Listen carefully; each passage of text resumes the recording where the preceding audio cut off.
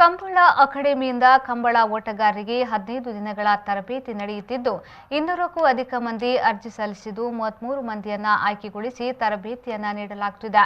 ತರಬೇತಿ ಪಡೆದಿರುವ ಓಟಗಾರರಿಗೆ ಅಕ್ಟೋಬರ್ 10ರಂದು ಹಗಲು ವೇಳೆ ಪ್ರಾಯೋಗಿಕ ಕಂಬಳ ಮೂಡಬಿದಿರೆಯ ಕೋಟಿ ಚೆನ್ನಯ್ಯ ಕಂಬಳ ಕ್ರೀಡಾಂಗಣದಲ್ಲಿ ನಡೆಯಲಿದ್ದು ಈ ಸಂದರ್ಭದಲ್ಲಿ ಕಂಬಳದ ಭವಿಷ್ಯದ ಓಟಗಾರರು ಹೊರಹೊಮ್ಮಲಿದ್ದಾರೆ. ಇಲ್ಲಿನ ಕಡಲಕೆರೆ ಕೋಟಿ ಚೆನ್ನಯ್ಯ ಕಂಬಳ ಕ್ರೀಡಾಂಗಣದಲ್ಲಿ ಕಂಬಳ ಅಕಾಡೆಮಿಯ ಸಂಚಾಲಕ ಗುಣಪಾಲ ಕಡಂಬ ಈ ಬಗ್ಗೆ ಸುದ್ದಿಗೋಷ್ಠಿ ನಡೆಸಿ ಮಾಹಿತಿಯನ್ನ ನೀಡಿದರು. ಹಗ್ಗಕಿರಿಯ ಮತ್ತು ಹಿರಿಯ ವಿಭಾಗದಲ್ಲಿ 30 ಜೊತೆ ಕೋಣಗಳು ಭಾಗವಹಿಸಲಿದೆ. ಕಂಬಳದ ಕೋಣಗಳನ್ನು ಸಾಕುವಲ್ಲಿ ಮಹಿಳೆಯರು ಪ್ರಮುಖ ಪಾತ್ರವನ್ನ ವಹಿಸುತ್ತಿದ್ದಾರೆ. ಕಂಬಳದ ಕೋಣಗಳನ್ನು ಸಾಕುವ ಮನೆಯ ಯುವತಿಯರಿಗೆ ತರಬೇತಿಗೆ ಆದ್ಯತೆಯನ್ನ ನೀಡಲಾಗುತ್ತಿದೆ. ಈ ವರ್ಷದಿಂದಲೇ ಕಂಬಳ ಅಕಾಡೆಮಿಯ ವತಿಯಿಂದ ಯುವತಿಯರಿಗೂ ಕಂಬಳ ಓಟದ ತರಬೇತಿ ನೀಡಲಾಗುವುದು.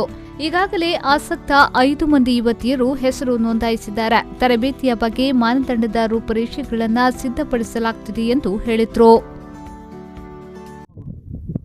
ಗುತ್ತಿಗೆ ಮಸೀದಿಯ ಮುದ್ರೆಯವರು ಅಧ್ಯಕ್ಷತೆ ಯಾರು ಅಂತ ಕೇಳಿದರೆ ಚೌಟ್ರರ ಮನೆ ಕುಲದೀಪ ಚೌಟ್ರಿ.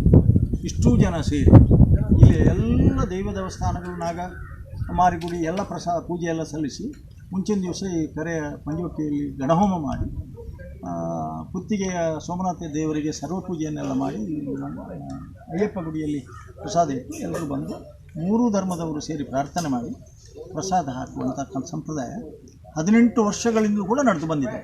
ಹಾಗಾಗಿ ಇಲ್ಲಿ ಆ ಜಾತಿ ಈ ಜಾತಿ ಅನ್ನೋ ಪ್ರಶ್ನೆ ಇಲ್ಲ. ಕಂಬಳದಲ್ಲಿ ನಮಗೆ ಶ್ರೀಮಂತರು ಬಡವರನ್ನ ತಾರತಮ್ಯಕ್ಕೆ ಅವಕಾಶ ಇಲ್ಲ. ಮೇಲುಜಾತಿ ಕೀಳು ಜಾತಿ ಅನ್ನೋ ಪ್ರಶ್ನೆ ಇಲ್ಲ. ಶ್ರೀಮಂತರು ಬಡವರನ್ನ ಪ್ರಶ್ನೆ ಇಲ್ಲವೇ ಇಲ್ಲ. ಹಾಗಾಗಿ ಎಲ್ಲರೂ ಕೂಡ ಒಂದೇ ನಮ್ಮದು ಕಂಬಳದಲ್ಲಿ ಎಲ್ಲರೂ ಸಮಾನ. ಇಲ್ಲಿ ತರಬೇತಿ ಪಡೆದವರಿಗೆ ಮುಂದಿನ ವರ್ಷದ ತರಬೇತಿಯಲ್ಲಿಯೂ ಪುನರ್ಮನನ ಮಾಡಲು ಅವಕಾಶವಿದೆ. ಶಿಬಿರಾಧಿಕಾರಿ ಅಪ್ಪಣ್ಣಯ್ಯನೇ ಸರಪಾಡೆ ಜಾನ್ ಸಿರಿಲ್ ಡಿ ಸಿಲ್ವಾ ಸಂಚಾಲಕತ್ವದಲ್ಲಿ ತರಬೇತಿ ನಡೆಯುತ್ತಿದ್ದು ಕೋಣಗಳೊಂದಿಗೆ ಓಟದ ತರಬೇತಿ, ಕಂಬಳಕ್ಕೆ ಸಂಬಂಧಿಸಿದ ಪರಿಕರಗಳ ಪರಿಚಯ, ವಿಶೇಷವಾಗಿ ಕಂಬಳದ ಕೋಣಗಳಿಗೆ ಸಂಬಂಧಿಸಿದ ವಿವಿಧ ಹಗ್ಗಗಳ ನೇಯ್ಗೆ, ಅಲಂಕಾರಿಕ ವಸ್ತುಗಳ ತಯಾರಿ, ಬೆತ್ತದ ಕರಕೌಶಲ್ಯ ಇವನ್ನೆಲ್ಲ ಕಲಿಸುತ್ತಿದ್ದಾರೆ.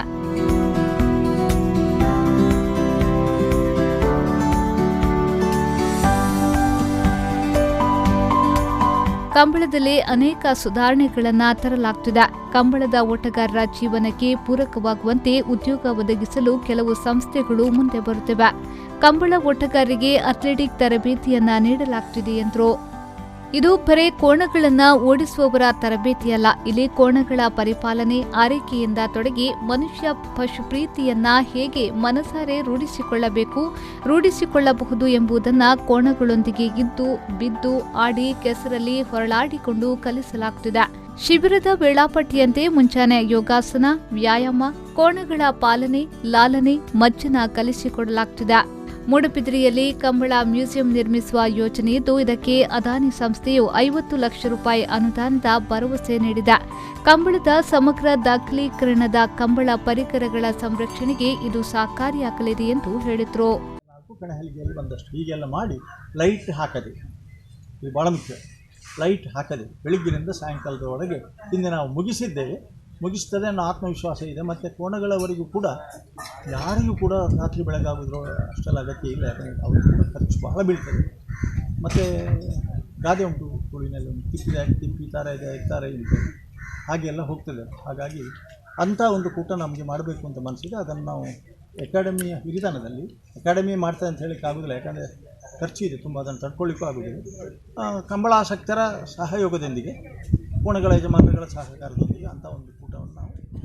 ಸುದ್ದಿಗೋಷ್ಠಿಯಲ್ಲಿ ಶಿಬಿರಾಧಿಕಾರಿ ಅಪ್ಪಣ್ಣ, ಮಾರ್ಗದರ್ಶಕರಾದ ಮಾಕಳಿಬೆಟ್ಟು ಸೀತಾರಾಮ್ ಶೆಟ್ಟಿ, ಸುರೇಶ್ ಕೆ ಪೂಜಾರಿ, ತರಬೇತುದಾರರಾದ ಸುರೇಶ್ ಶೆಟ್ಟಿ ಲಾಡಿ, ವಿಶ್ವನಾಥ್ ಪ್ರಭು, ದಿಲೀಪ್, ವಿನಯ, ಮಾಧವ, ರಘು ಮತ್ತಿತರರು ಉಪಸ್ಥಿತರಿದ್ದರು. ಪ್ರೇಮಶ್ರೀ, ವಿ4 ನ್ಯೂಸ್, ಮೂಡಬಿದಿರೆ.